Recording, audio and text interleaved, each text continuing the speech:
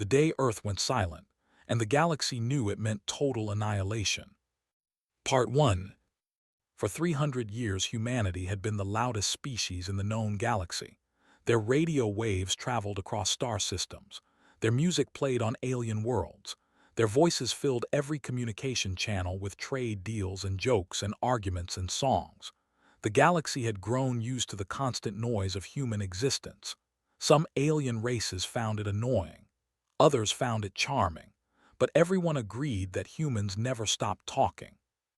Ambassador Al of the Hegemony had spent 60 years studying humans. He found them fascinating in ways his own people could never understand. They were emotional and unpredictable and fiercely protective of each other. He had learned their languages and read their histories and watched their strange entertainment broadcasts. He considered himself an expert on human behavior. On the morning of October 15th in the human year 2347, Al was monitoring the usual channels when something impossible happened. Every single human transmission stopped at exactly the same moment. The radio waves went dead. The quantum broadcasts fell silent. The diplomatic channels carried nothing but static. Billions of humans across 1,000 worlds had simply stopped communicating. Al felt his blood run cold. In 60 years of study, he had never seen anything like this. Humans talked when they were happy. They talked when they were sad. They talked when they were angry and scared and confused. They even talked in their sleep. For them to all go silent at once meant something terrible had happened or something terrible was about to happen. He immediately contacted the Galactic Conclave Intelligence Division. Senior analyst confirmed his observations. Every human colony had gone dark. Every human ship had stopped responding. Every human station had sealed its communications. It was as if the entire species had vanished. But Al knew they had not vanished. They were still there. He could see their ships on long-range sensors still moving through space.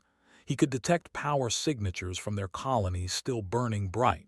The humans were alive and active. They had simply chosen to stop speaking. That thought terrified him more than anything else. On Earth, deep beneath the Rocky Mountains, Admiral Daniel Carter stood in the war room watching holographic displays flicker with incoming data. The room was filled with military commanders from every human world. Their faces glowed in the blue light of the projections. No one spoke. No one needed to. Commander stood beside Daniel reading the final reports from New Eden Colony. Her hands were steady but her eyes were wet. 40,000 civilians dead. Schools burned to the ground. Hospitals destroyed. Families torn apart.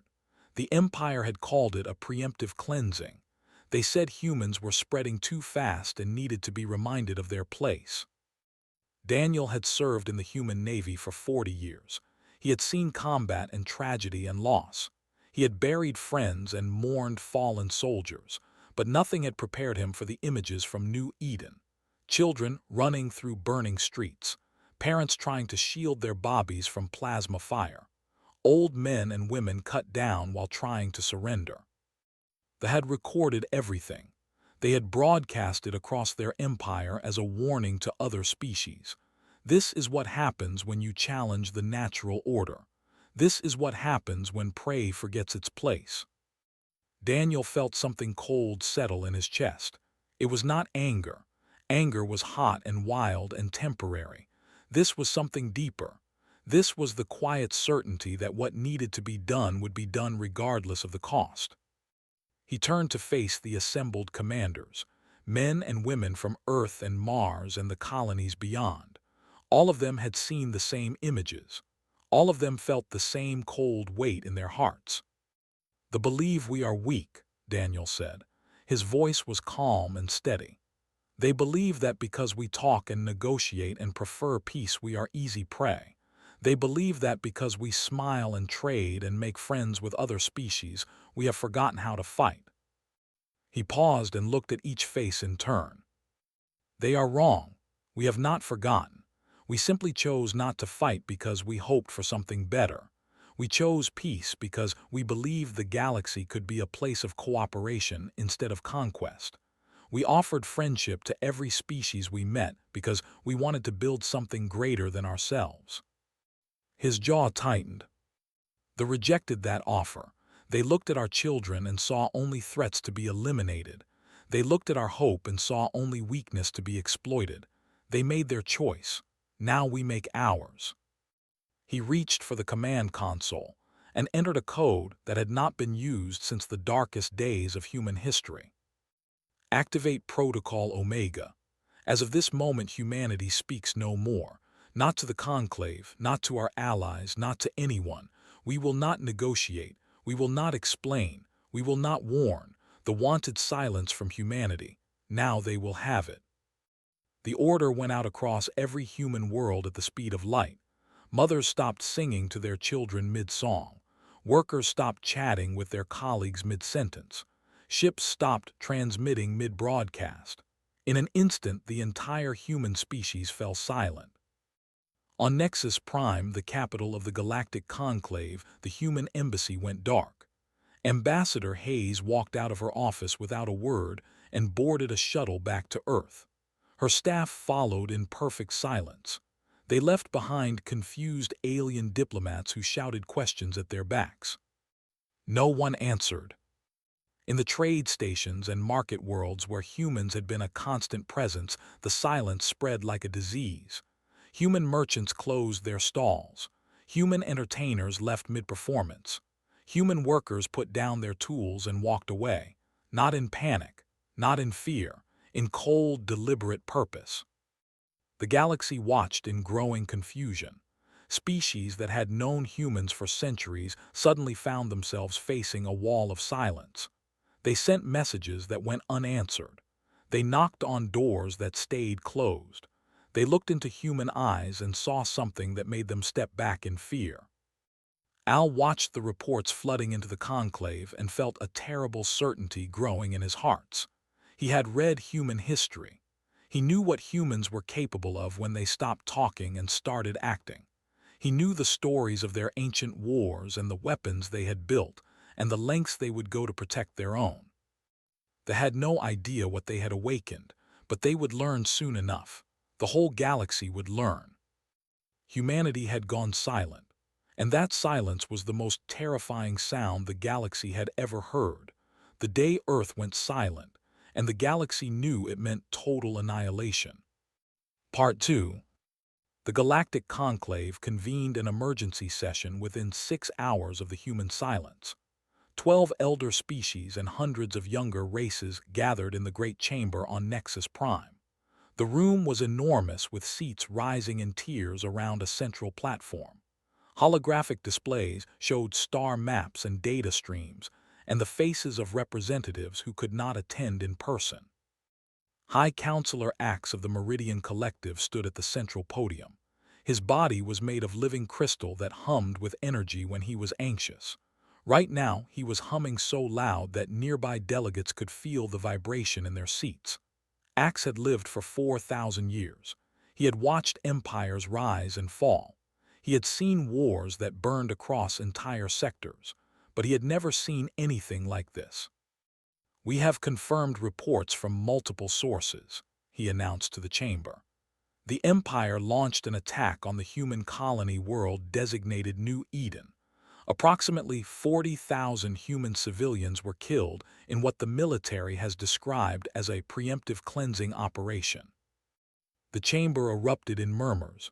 Some species expressed shock, others expressed concern. A few remained silent and watched with calculating eyes. The ambassador rose from his seat. His name was, and he stood nearly 3 meters tall with armored scales covering his body. There were apex predators on there. They had conquered a dozen species in their rise to power. They feared nothing. "The humans were encroaching on territory we claimed generations ago," said with a dismissive wave of his clawed hand. "We simply reminded them of the natural order. They are a young species barely out of their cradle. They breed fast and spread faster.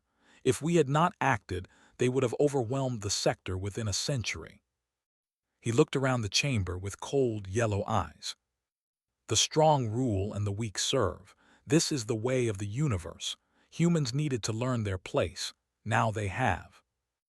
Al rose slowly from his seat. They were not a warlike species. They were scholars and diplomats and traders.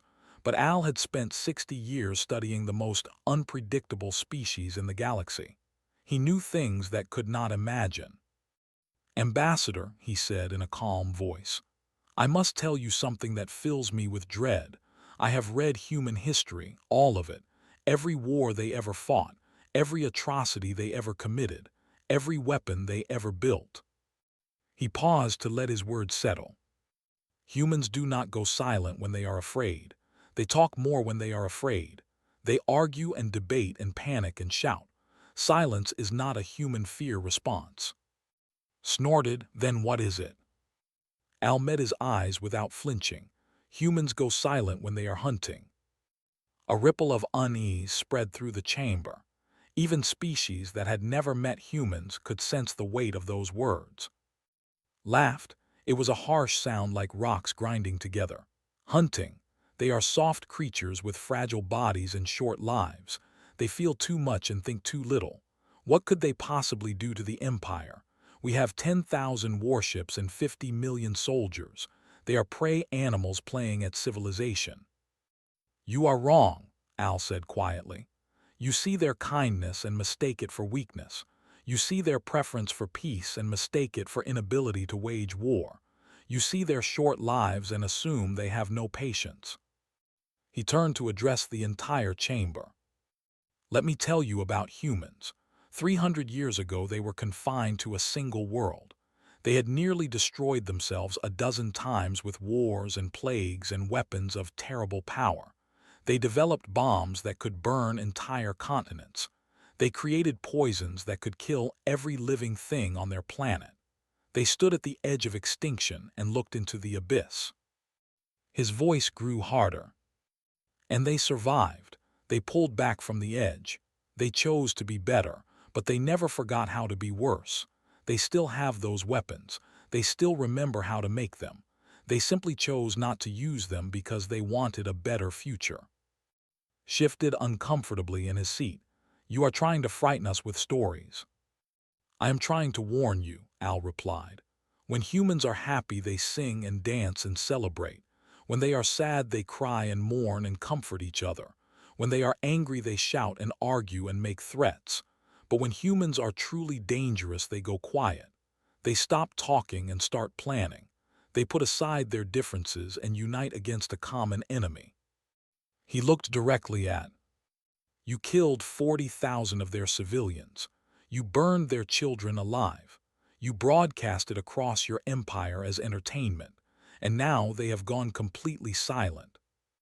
The chamber was utterly still. "You should be terrified," Al said, "because I am." Across the galaxy in the deep void between stars, Commander Price stood on the bridge of the human dreadnought Relentless. The ship was enormous, with enough firepower to crack a planet. Around it, 300 other warships moved in perfect formation. They ran completely dark with no communications and no emissions, just silent shapes moving through the blackness. Checked his tactical display. The border was 12 hours away. His fleet had been gathering for 3 days, pulling ships from every sector of human space. More were coming, many more. He thought about his daughter Sophie back on Earth. She was 7 years old, with her mother's smile and his stubborn streak. He thought about the future he had wanted for her. A galaxy at peace. A life without war. A chance to grow up without fear. Then he thought about the children on New Eden. Children just like Sophie, playing and laughing and dreaming of their futures, until the came. His hands tightened on the command rail. The humans had offered the galaxy peace for 300 years. They had traded and negotiated and compromised. They had made friends with species that looked nothing like them. They had built something good and hopeful and bright. The Had looked at that hope and decided to crush it. Turned to his first officer. Lieutenant Commander Amy met his eyes and nodded once. No words were needed. Everyone on the ship knew what was coming. Everyone in the fleet knew what was coming. The galaxy had mistaken human kindness for weakness. They had confused human patience for inability.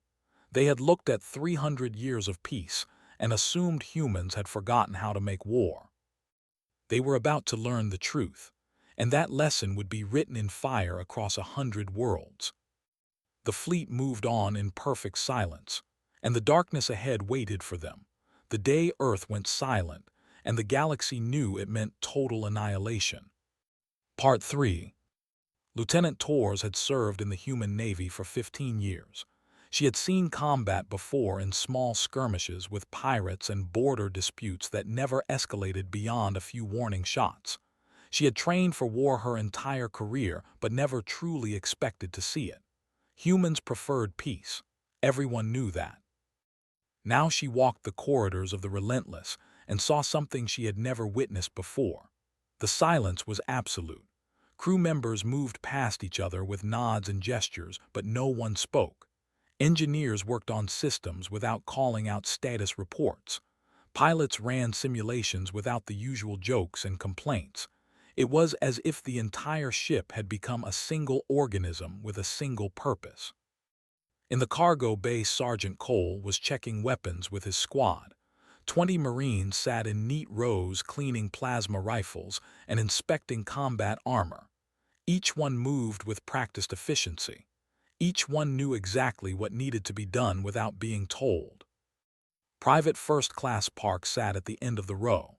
She was 22 years old with dark hair pulled back in a tight braid. She had joined the Marines because she wanted to protect people. She believed in the human mission of peace and cooperation.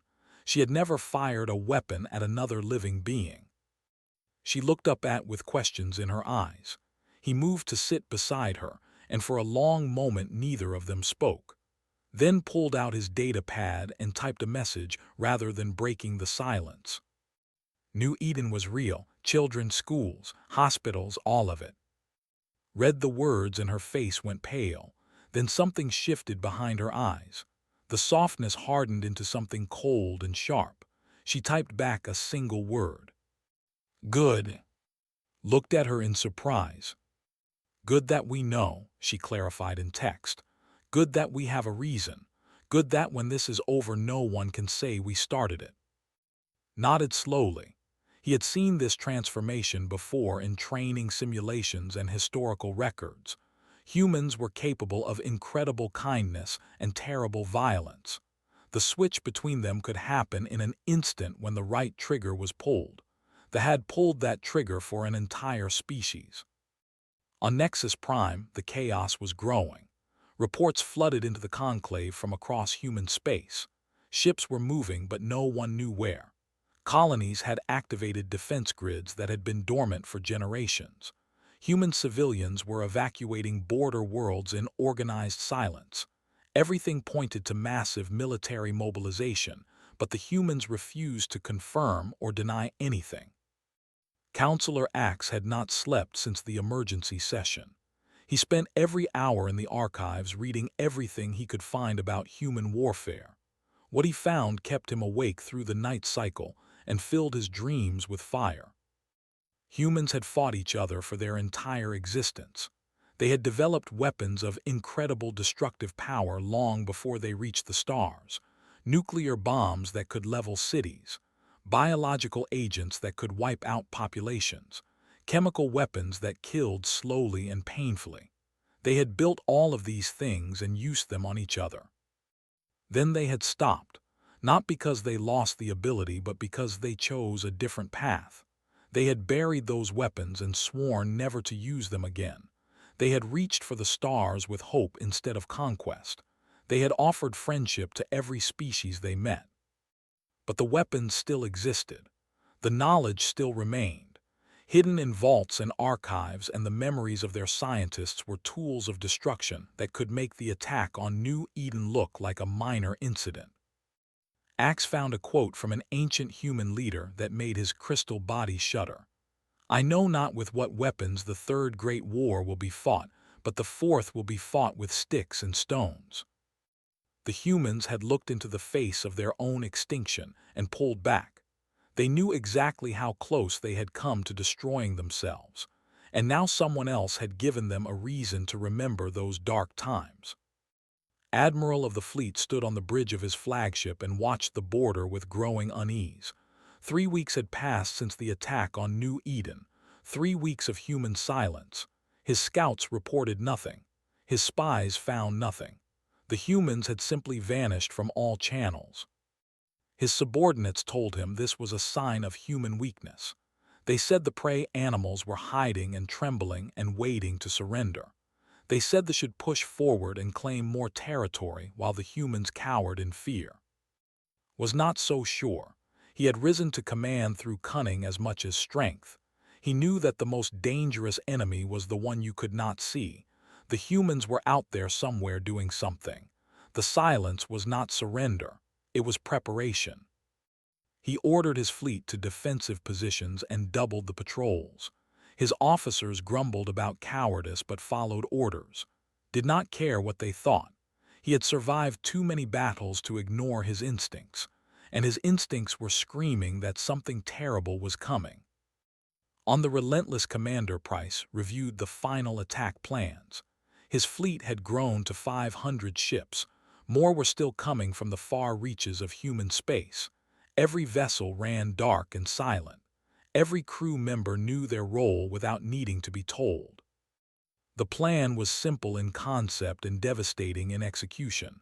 The expected humans to attack their border defenses head-on. That was how they fought. Direct confrontation, overwhelming force, the strong crushing the weak. Humans fought differently. The main fleet would strike the border while smaller squadrons slipped through gaps in the sensor network. Those squadrons carried weapons that had never been used in combat, weapons designed during darker times when humans feared what might lurk in the void between stars, weapons that could end worlds. Did not want to use those weapons. No human did. They had been built as a last resort against threats that might require extinction-level responses. They were not such a threat. They were simply an empire that had made a terrible mistake. But the weapons would be ready if needed, and they would know they existed. They would see what humans were capable of and understand exactly how badly they had miscalculated. The fleet moved into final position, looked at the tactical display showing space spread out before them, hundreds of worlds, millions of soldiers, an empire built on conquest and cruelty. In 12 hours it would begin to fall, and the silence would finally have meaning. The day Earth went silent, and the galaxy knew it meant total annihilation. Part 4. The attack came at midnight Galactic Standard Time. The border defense consisted of 2,000 warships and a dozen heavily fortified stations. They had been watching for weeks expecting the humans to arrive with demands and threats and desperate negotiations. That was how weak species behaved when facing the strong. Instead, 300 human ships appeared out of the void without warning. They had traveled through empty space far from any sensor buoys or patrol routes. They had maintained perfect silence for the entire journey. Now they struck like a blade in the dark. Admiral watched his tactical display light up with contacts and felt his heart freeze in his chest. The humans were not attacking his main defensive line. They were hitting supply stations and communication relays and sensor platforms. They were blinding him one piece at a time. He ordered his fleet to intercept, but the humans were already gone. They struck and vanished and struck again before his ships could respond. Their weapons were strange and terrible. Energy beams that cut through armor like it was paper. Missiles that seemed to appear from nowhere and track their targets with impossible accuracy. Within the first hour, he had lost 30 ships and 100 stations. Within the second hour, his entire border defense network was falling apart. His commanders screamed for orders over the communication channels but had no orders to give. He had never seen anything like this. No one had. On the relentless Commander Price watched the attack unfold on his tactical display. His ships moved in perfect coordination without a single word of communication. Every captain knew the plan. Every crew member knew their role. They fought as one organism with one purpose. They tried to regroup, but every time they formed a defensive line, the humans slipped around it. Every time they concentrated their forces, the humans struck somewhere else. It was not a battle. It was a hunt. Felt no joy in the destruction. He felt no satisfaction in the losses. He felt only the cold weight of necessity. This had to be done. The galaxy had to see what happened when someone crossed the line that humans had drawn. Deep in space, the smaller squadrons reached their targets. These were not combat ships, but something far more dangerous. They carried weapons that humanity had hoped never to use: planet crackers, star killers, devices that could end worlds with the push of a button. The squadrons did not use these weapons. They did not need to. They simply revealed themselves to the early warning systems and let the enemy see what they were carrying. Let them understand what humans could do if they chose. The effect was immediate. Commanders who had been rallying their forces suddenly went quiet. Governors who had been calling for reinforcements started sending surrender requests instead. The sight of those terrible weapons hanging in space above their worlds broke something inside them. Admiral received the reports and felt his confidence shatter. The humans had not come to fight a war. They had come to deliver a message. And that message was clear. We could end you. We could burn your worlds and poison your stars and wipe your species from existence. We have the power and the will and the weapons to do it. But we choose not to, this time. The human fleet pushed deeper into space.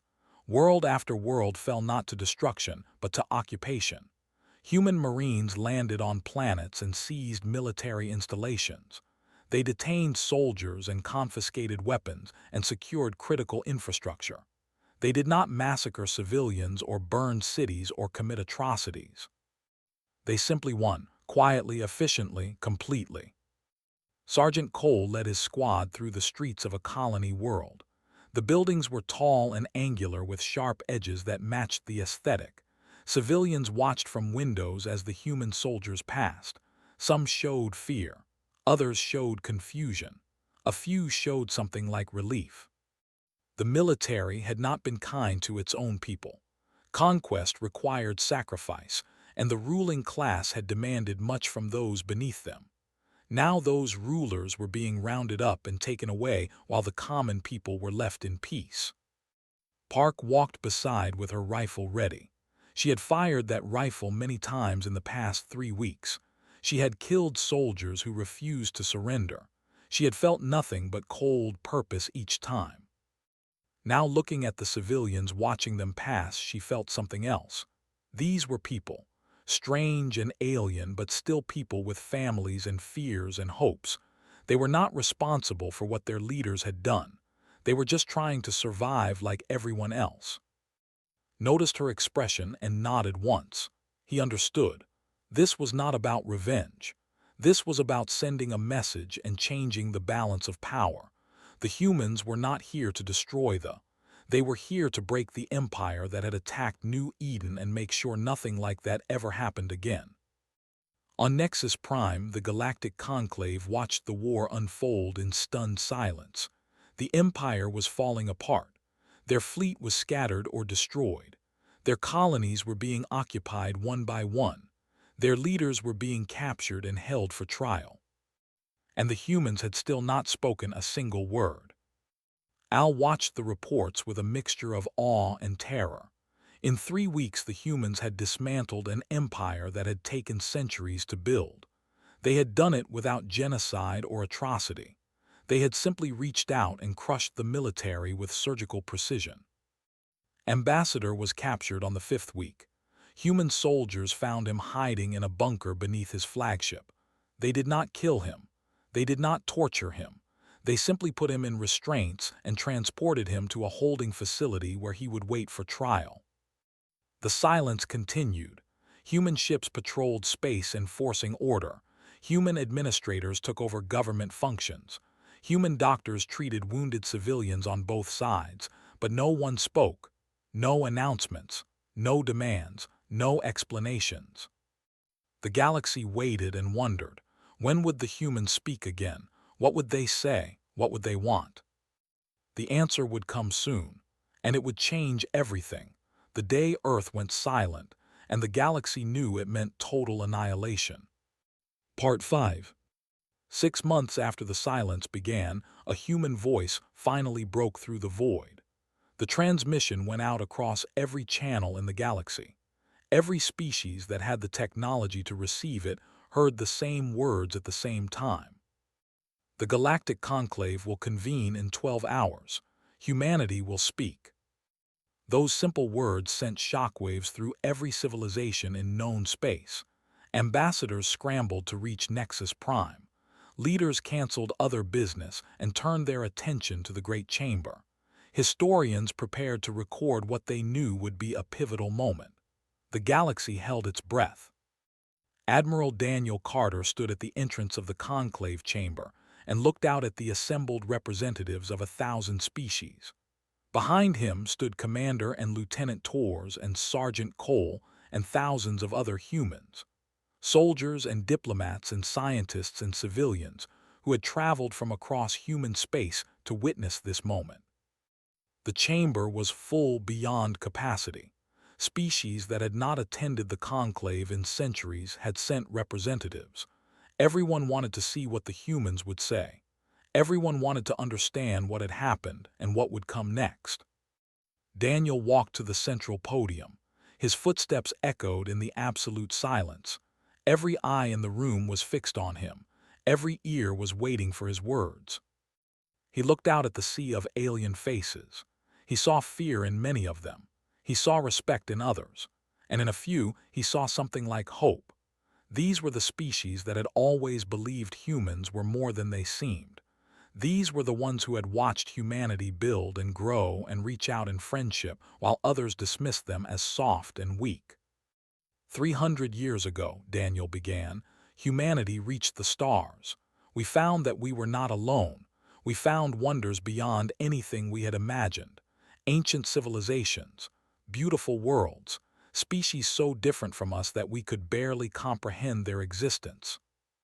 His voice was steady and calm. It carried through the chamber without amplification. We were young and small and fragile. We knew that a single mistake could end our species. So we chose to be careful. We chose to be kind. We chose to reach out with open hands instead of clenched fists. We traded and negotiated and compromised because we believed the galaxy could be a place of cooperation instead of conquest. He paused and let the words settle. Some of you saw this as weakness. Some of you looked at our preference for peace and assumed we had forgotten how to wage war. Some of you watched us build friendships instead of empires and thought we were prey animals pretending to be something more. His gaze found sitting in chains at the edge of the chamber. The former ambassador looked diminished now. His scales had lost their luster. His proud posture had crumbled into defeat. They made that mistake. They looked at our children and saw only threats to be eliminated. They looked at our colonies and saw only territory to be claimed. They attacked New Eden and killed 40,000 innocent people because they thought we were too weak to respond. Daniel's voice hardened slightly. They were wrong. We are not weak. We have never been weak. We are the species that survived ice ages and plagues and wars that nearly ended our existence. We developed weapons that could destroy our world and somehow found the wisdom not to use them. We climbed out of every grave that was dug for us and reached for the stars anyway. He spread his hands to encompass the human delegation behind him. When something threatens what we love, we become something that the darkness itself should fear. They learned this lesson. Their empire is broken. Their military is destroyed. Their leaders will face justice for what they did, and they will spend the rest of their existence knowing exactly how badly they miscalculated. Commander stepped forward to stand beside Daniel. Her voice was softer but carried the same weight. But we did not destroy them. We did not salt their worlds or poison their children or commit the same atrocities they committed against us. We stopped them. We held them accountable. And now we are offering them the same thing we have always offered everyone: She looked around the chamber. A chance to be part of something greater than conquest and fear. A chance to build instead of destroy. A chance to join a community of species working toward a better future. The rejected that offer once. We are giving them another chance. We are giving the galaxy another chance. Daniel nodded slowly. The silence is over. Humanity will speak again. We will trade and negotiate and make friends and argue about small things and celebrate each other's successes. We will be loud and emotional and unpredictable just like we have always been. His voice dropped into something cold and final. But let this be a reminder to anyone who might forget. We prefer peace. We will work for peace. We will sacrifice for peace. But if you come for our people and harm our innocent and mistake our kindness for weakness, then the next silence you hear will be the last thing you ever hear. This is not a threat. It is simply the truth of what we are. He turned and walked back toward the human delegation. As he did, began to hum an old song from Earth. It was a simple melody about hope after darkness. One by one other humans joined in. Then slowly, hesitantly, some of the alien delegates began to add their own voices. The sound swelled through the chamber. It was strange and imperfect and beautiful. 1,000 different species singing together in a moment that would be remembered for generations. Al watched with tears running down his face. He had spent 60 years studying humans, and he finally understood them. They were not prey or predators. They were something else entirely. They were a species that had chosen hope over despair and kindness over cruelty while never forgetting the alternative. The galaxy would never see them the same way again, and perhaps that was exactly what needed to happen. 10 years later, the new Eden Accords were signed in the same chamber. They established protections for civilians during conflicts and created systems for resolving disputes without war. The memorial on New Eden listed the name of every child who died in the attack. Visitors said that on quiet nights you could almost hear laughter on the wind. Humanity continued to talk and trade and argue and celebrate. They remained the loudest species in the galaxy. But now when they went quiet even for a moment, everyone paid attention. Because the galaxy had learned what human silence really meant, and no one ever wanted to hear it again.